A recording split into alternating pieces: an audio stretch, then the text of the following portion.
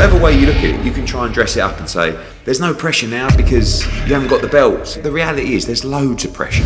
Probably more pressure, maybe, than there's ever been before. Fight fans, welcome back. Joshua with a big left hand! 2023 marks the return. If he wins on Saturday but looks good doing it, he's right back up there in the mix. The revival of a man who helped relight the heavyweight spark. Filled with tough chins, sharp skills, and huge hitters. Motivation is to make money, and then the last ambition is to fight Deontay Wilder, Tyson Fury, and Joyce, I'll say. Taking out Franklin, the demolition pathway is relit, filled with faces new and of old. AJ is back with a vengeance. Boxing skill and menace and damage being done by Joshua. Welcome to a Motivedia presentation. It's all I'm going there and do what I do and then get this win. That's what I'm focusing on. You know, people doubted him. People said that he might not have the hunger for the sport anymore, and he went away, and, you know, I knew how disappointed he was. A special seat is reserved for those who reclaim world honors at all. It's how you come back from defeat and defiance you. You're a two-time heavyweight champion of the world.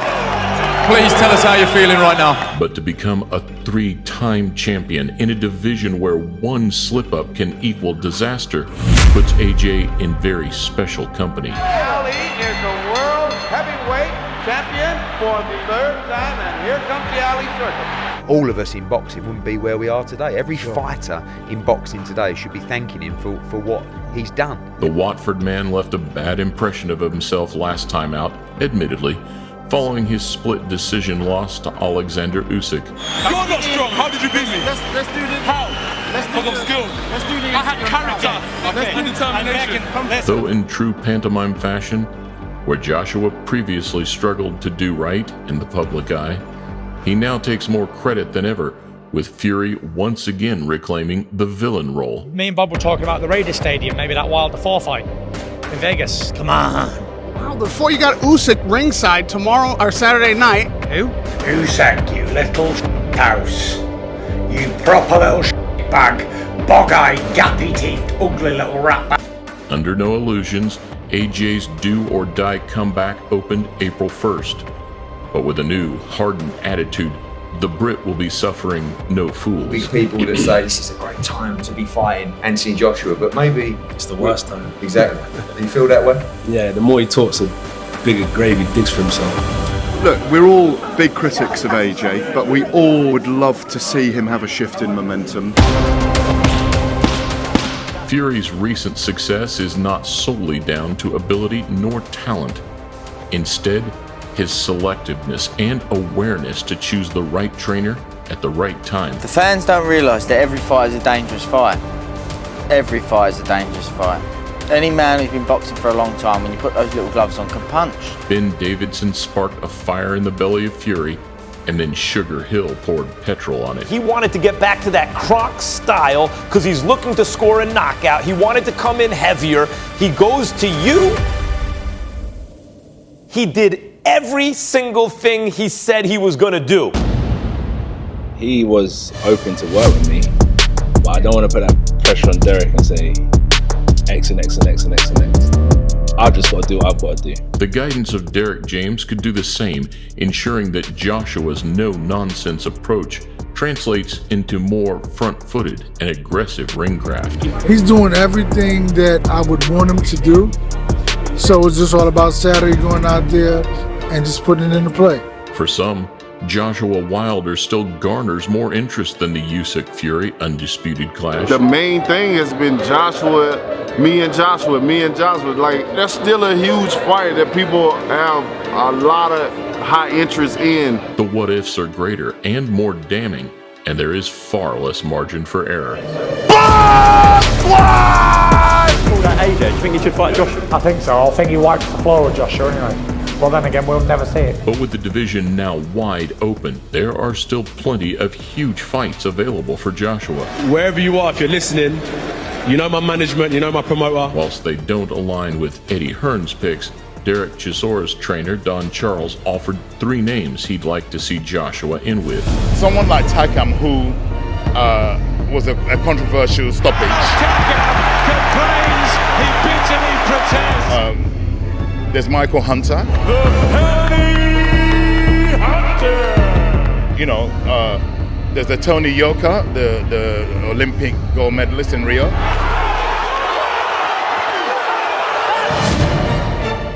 I mean, any of them would fancy fighting him. He's not going to fight Usyk again. We can take that off the table. Yeah. So that's one person he's not going to fight. But I think anything else is possible, really. All these years, the UK fighters had to go to America.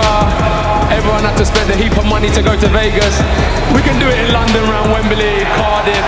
It's local. Featuring some of the sport's biggest names, however, Eddie Hearn's proposed warpath looks far more interesting.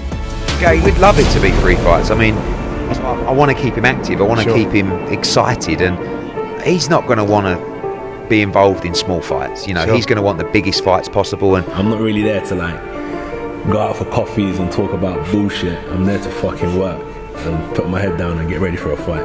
You know, whether that's a Dillian Whyte fight in a stadium or whether that's straight into Wilder or Fury, he's not going to want to waste any time. You know what? Dylan's an idiot, you know. You know why? Because I showed him some respect. I just told him straight, Dylan, look, I knocked you out clean when we fought. But I said, let's forget about what happened in the past in that fight.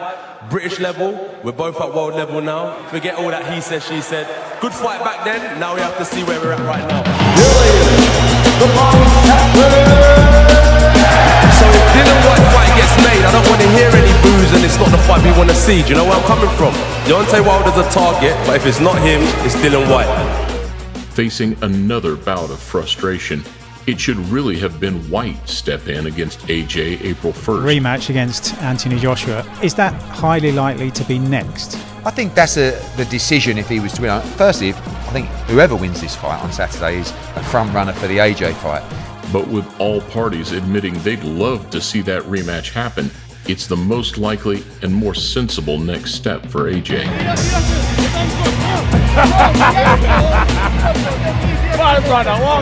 Dillian, it's a massive fight for Dillian to kind of get redemption for himself, and it's a massive fight. It's a double redemption fight, isn't it? Where Joshua Franklin failed to capture the fans' imagination, the animosity and history of a Whyte rematch would help reignite the flame. Do you want to do it now? You talk too much. Do you want? Let everybody get the room now. Me, you stay in here. We can have it. And see who walks out. There again, you talk too much. Let's have it then. The body snatcher of today doesn't look quite as sharp as the one that rocked AJ in the second round of their first encounter. He shook Joshua. Joshua's hurt. Joshua's in big trouble.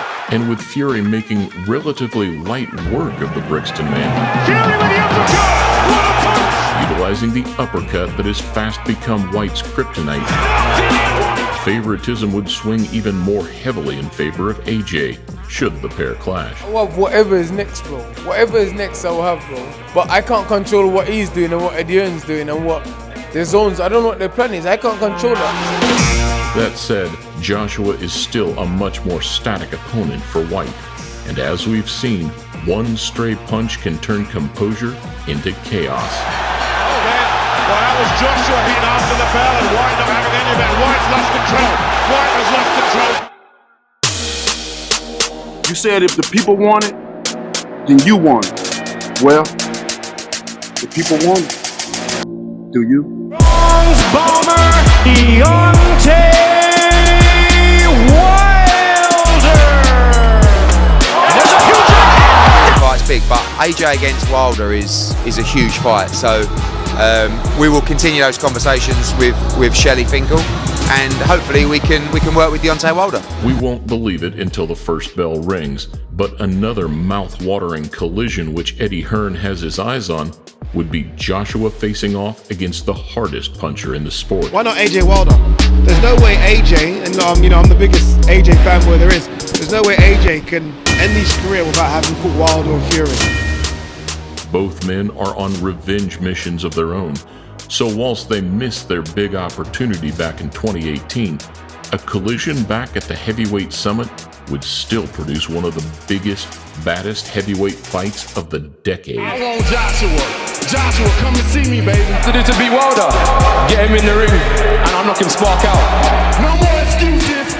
Let's make the fight happen. Let's see who's the best. I know I'm the best. Are you up for the test?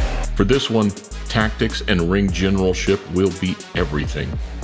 Fighting Usyk and learning to keep busy and stay off the center line will be crucial experience for Joshua and could help him avoid that huge overhand right. I know that any fighter I've ever been near, if they want some bad enough, you get it done. Sure. Wilder will have a little more margin for error, but any groundwork or early success Joshua does have can be wiped in an instant. Heavyweight against heavyweight, champion against champion. This is a serious fight, so I ain't gonna go in there to try and out box him for 12 rounds because of his punching power as well. I'll go in there and take him out.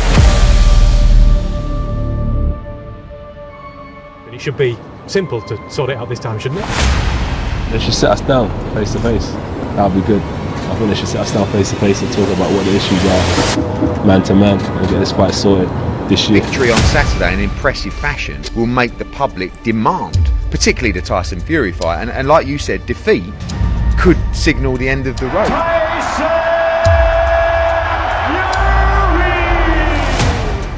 Another blockbuster which passed fans by is the domestic Fury-Joshua super fight. There's only a couple of men that stand in between me and everlasting glory. If I beat AJ and Wilder, then that means I'm the dominant heavyweight in my era. Negotiations finally came to a halt between the two camps. Get Francesco Pianetta out of the way, then I'll come for Wilder, because Joshua's house, I'll apologise for him, and Eddie Hearn, no balls, but I'm the man. I'll fight you, no problem. So he's clearly got the movement back, and that's very important because he's going to need that against the world-class opposition. Allowing Hearn the perfect opportunity to suggest his own alternative route to undisputed. And I've done everything I can.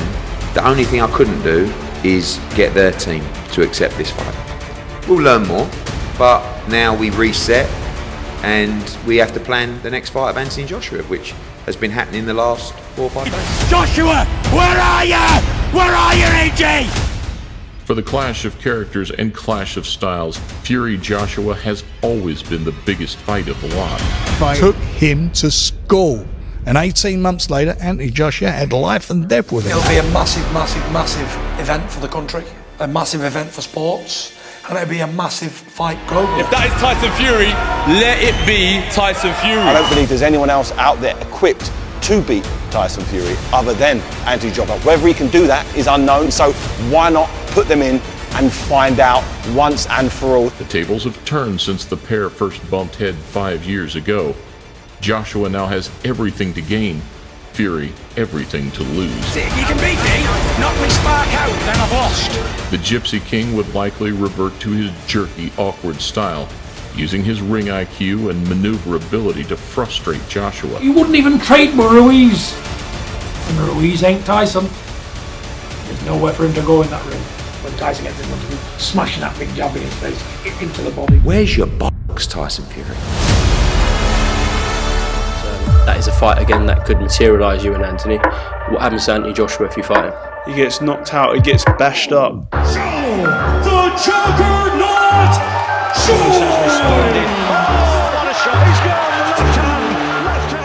Likewise, Joyce waits in the wings for his big opportunity. Although Joyce has a tremendous chin, there's only so much punishment a human being can take. It is what it is.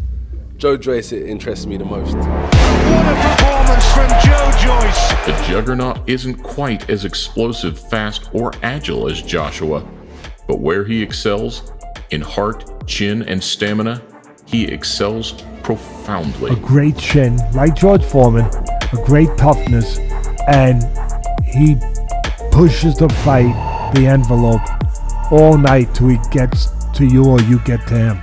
Joshua won't be bullied like Parker, but whether he tries to stick and move or revert to type and steamroll his way through will play a huge part in how these fights play out. Success breeds success. You know what I mean? You put a dog with sheep, it will become a sheep.